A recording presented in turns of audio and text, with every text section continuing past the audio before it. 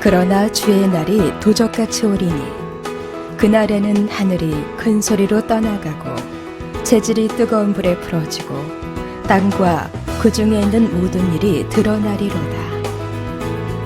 이 모든 것이 이렇게 풀어지리니 너희가 어떠한 사람이 되어야 마땅하뇨. 거룩한 행실과 경건함으로 하나님의 날이 임하기를 바라보고 간절히 사모하라. 그날에 하늘이 불에 타서 풀어지고 재질이 뜨거운 불에 녹아지려니와 우리는 그의 약속대로 의에 거하는 바 새 하늘과 새 땅을 바라보도다. 베드로후서 3장 10절로 13절. 본문 10절에 그러나 주의 날이 도적같이 오리니 라고 했습니다. 그러나 오리니. 자, 주의 재림이 오지 않으리라는 거짓 교사들의 주장에 대한 반박으로 주의 재림이 반드시 올 것임을 강조하기 위한 표현입니다. 그리고 여기에 주의 날은 주님께서 재림하셔서 만민을 심판하는 날입니다. 그러면 도적같이 오리니라는 이 말은 예고 없이 갑작스럽게라는 의미로 사용되고 있습니다. 주님은 모든 사람들이 구원 얻기를 원하지만 적당한 기한이 이르면 반드시 재림하십니다.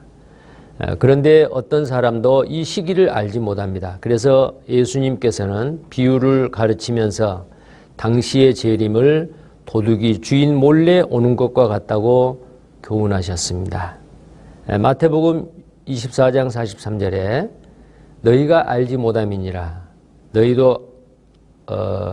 너희도 아는 바니 만일 집주인이 도적이 어느 경쯤에 올 줄을 알았다면 깨어있어 그 집을 뚫지 못하게 하였으리라. 동일한 말씀이 누가복음 12장 39절에도 있습니다. 자, 이런 생각은 여러 사도들에게도 공통적으로 나타나고 있습니다.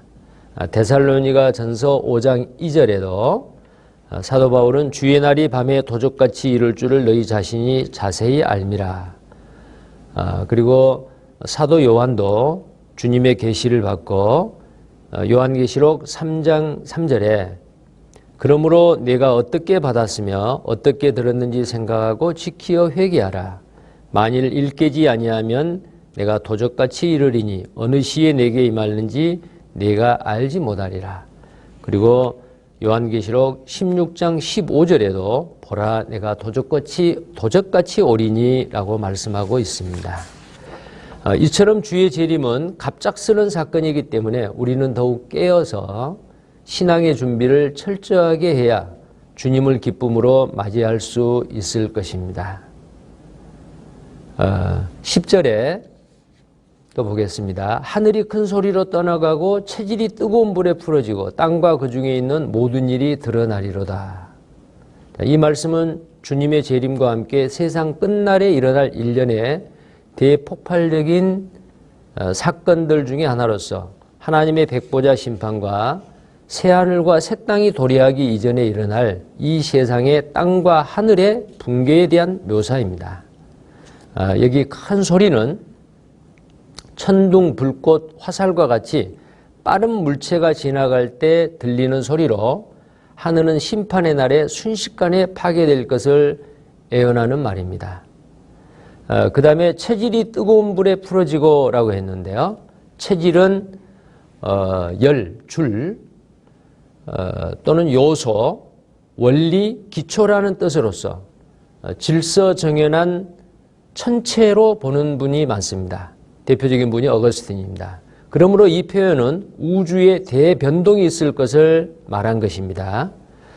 그 다음에 땅과 그 중에 있는 모든 일이 드러나리로다라는 드러나리로다는 타버리다 또는 없어지리로다라는 뜻을 포함하고 있습니다. 그 다음에 11절에 이 모든 것이 이렇게 풀어지리니 너희가 어떠한 사람이 되어야 마땅하뇨 거룩한 행실과 경건함으로 라고 말씀하셨는데 자, 이 모든 것은 하늘과 땅과 그 가운데 있는 모든 것을 말하고 있습니다. 그리고 풀어지리니라고 하는 것은 파괴되고 녹아서 없어질 것을 뜻하고 있습니다. 즉 이 세상 모든 것이 심판으로 말미암아 없어질 것을 말하고 있습니다.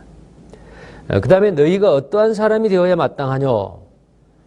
라는 것은 반드시 있을 심판을 앞두고 어떠한 삶과 신앙을 선택해야 하는가를 반어법적으로 강조하여 질문하고 있습니다. 그 다음에 경건함으로의 이 경건은 예수 그리스도를 닮기 위해서 늘 애쓰는 자에게 나타나는 모습입니다. 예수 그리스도를 완전히 믿는 사람은 자기 삶을 예수님의 삶에 근접시키기 위해서 노력할 것입니다. 예수 그리스도의 모습과 삶 자체가 진리임을 행동으로 고백하는 것입니다. 예수님을 닮기 위해 노력하는 경건한 신앙을 가진 자는 심판을 넘어서 새하늘과 새 땅을 상속받을 수 있습니다. 따라서 새하늘과 새 땅을 바라보는 성도는 거룩함과 경건함이 삶의 원칙이 되어야 할 것입니다. 그리스도인은 그날이 가까움을 볼수록 더욱 세상의 죄악을 버리고 하나님을 섬기는 마음으로 하나님의 의를 실천하고 그 나라를 구해야 할 것입니다. 그리고 여기에 거룩한 행실이라고 했죠. 자, 이 거룩한 행실은 죄로부터의 해방과 도덕적인 순결, 깨끗함을 말하며 거룩한 하나님을 본받아서 자신을 거룩히 하여 모든 부정한 것에서 분리된 생활을 말합니다. 그래서 새하늘과 새 땅을 바라보는 그리스도인은 거룩함이 삶의 원칙이 되어야 할 것입니다. 12절을 또 보겠습니다. 12절은 하나님의 날이 임하기를 바라보고 간절히 사모하라. 그날에 하늘이 불에 타서 부러지고 체질이 뜨거운 불에 녹아지려니와. 물론 여기 하나님의 날은 주의 날과 같은 의미의 날입니다. 자, 그 다음에 바라보고는 기대하다, 기다리다라는 뜻을 가진 낱말로 이 말 속에는 인내하며 기다린다라는 의미가 함축되어 있습니다.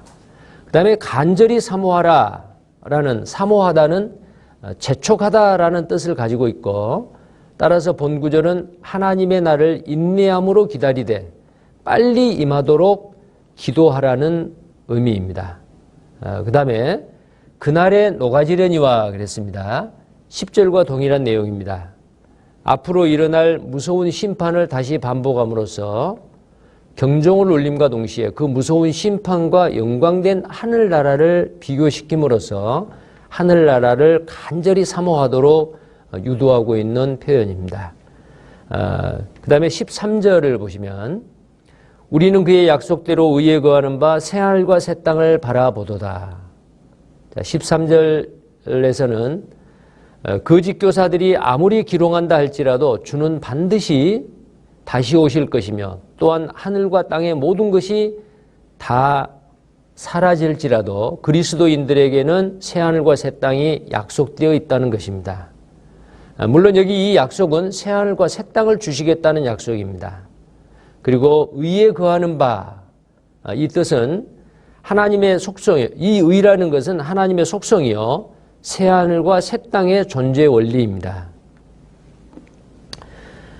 또한 거하는 바는 계속 거주하는 것을 말하고 있으며 비록 이 땅에서 성도들은 완전한 의를 얻지 못하지만 그리스도 안에서는 그 약속하심으로 말미암아 이미 하나님의 의 안에 거하고 있는 것이며 그날에는 영원히 하나님의 의 안에 거하게 될 것입니다. 그 다음에 새하늘과 새 땅입니다. 자, 이 새하늘과 새 땅은 약속의 내용을 말하는 것으로서 그곳은 옛 땅과 옛 하늘에 철저히 대조적이며 형태뿐만 아니라 질적으로도 완전히 새로운 곳입니다. 그곳은 죄가 없으며 의만이 영원히 거하는 곳입니다. 따라서 우리는 그러한 온전한 하나님의 나라 새하늘과 새 땅을 바라보고 사모하는 것입니다.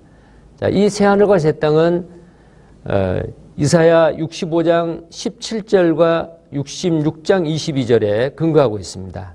이사야 65장 17절을 보겠습니다. 이사야 65장 17절입니다. 보라, 내가 새하늘과 새 땅을 창조하나니 이전 것은 기억되거나 마음에 생각나지 아니할 것이라. 그리고 이사야 66장 22절에는 나 여호와가 말하노라, 나의 지을 새하늘과 새 땅이 내 앞에 항상 있을 것 같이 너희 자손과 너희 이름이 항상 있으리라. 이 새에 해당되는 헬라어 카이노는 시간적으로 최근이나 새로운 것을 의미하는 헬라어 네오스와는 달리 질적으로 새로운 것을 가리키고 있습니다. 그러니까 네오스는 시간적으로 최근이나 새로운 것을 의미하고 이 본문에 있는 새에 해당되는 카이노는 시간적인 것만을 말하는 게 아니고 질적으로 새로운 것을 가리키고 있습니다. 그러기에 새 하늘과 새 땅은 처음 하늘과 처음 땅의 갱신이 아니라 질적으로 완전히 다른 새 질서의 창조를 의미하고 있는 것입니다. 이 새 하늘과 새 땅은 하나님이 임재하사 그분의 통치가 온전히 이루어지는 곳이며 지극히 도덕적이며 영적인 곳입니다. 요한계시록 다른 구절에도 이 새 하늘과 새 땅에 대해서 말씀하고 있는데 요한계시록 21장 1절에 또 내가 새 하늘과 새 땅을 보니 처음 하늘과 처음 땅이 없어졌고 바다도 다시 있지 않더라. 새 하늘과 새 땅은 지금 우리가 살고 있는 이 땅과 우리가 보고 있는 이 하늘과는 질적으로 다른 것이라는 것입니다. 그 다음에 새 하늘과 새 땅을 바라보는 그리스도인의 신앙 태도에 대해서 간단하게 요약을 하겠습니다. 거룩한 행실입니다. 그리고 경건한 신앙입니다. 본문에서 베드로는 거룩한 행실을 지키라고 성도들에게 공고하고 있습니다. 새 하늘과 새 땅은 모든 인간의 행위를 총체적으로 판단하는 최후의 심판이 있은 후에 이룩됩니다. 따라서 성도들은 믿음과 행위를 함께 심판하실 하나님 앞에 서기 위해서 거룩한 삶을 살아야 합니다. 거룩한 행실은 바로 복음에 합당한 생활이며 온몸을 산 제사로 드릴 수 있을 만큼 하나님의 뜻에서 벗어나지 않는 삶이라고 말할 수 있습니다. 하나님 나라는 거룩한 행실을 갖춘 자들만이 차지할 수 있습니다. 따라서 새하늘과 새 땅을 바라보는 성도는 거룩함이 삶의 원칙이 되어야 할 것입니다. 두 번째로 경건한 신앙을 지키는 것입니다. 성도들의 신앙은 새하늘과 새 땅을 소망하는 데 그쳐서는 안 됩니다. 새로운 세상이 열릴 때 자신이 직접 그곳에 들어갈 수 있다는 확신이 모든 성도들에게 있어야 합니다. 경건한 신앙을 가진 성도는 새 세상을 구체적으로 그려보며 거기 들어갈 수 있음을 확신해야 합니다. 경건은 예수 그리스도를 닮기 위해 늘 애쓰는 자들에게 나타나는 모습입니다. 예수 그리스도를 완전히 믿는 사람은 자기 삶을 예수님의 삶에 근접시키기 위해서 노력합니다. 예수 그리스도의 모습과 삶 자체가 진리임을 행동으로 고백하는 것입니다. 예수님을 닮기 위해 노력하는 경건한 신앙을 가진 자는 심판을 넘어서 새 하늘과 새 땅을 차지할 수 있습니다. 그러나 주의 날이 도적같이 오리니 그날에는 하늘이 큰 소리로 떠나가고 재질이 뜨거운 불에 풀어지고 땅과 그 중에 있는 모든 일이 드러나리로다. 이 모든 것이 이렇게 풀어지리니 너희가 어떠한 사람이 되어야 마땅하뇨. 거룩한 행실과 경건함으로 하나님의 날이 임하기를 바라보고 간절히 사모하라. 그날에 하늘이 불에 타서 풀어지고 재질이 뜨거운 불에 녹아지려니와 우리는 그의 약속대로 의에 거하는 바 새 하늘과 새 땅을 바라보도다. 베드로후서 3장 10절로 13절.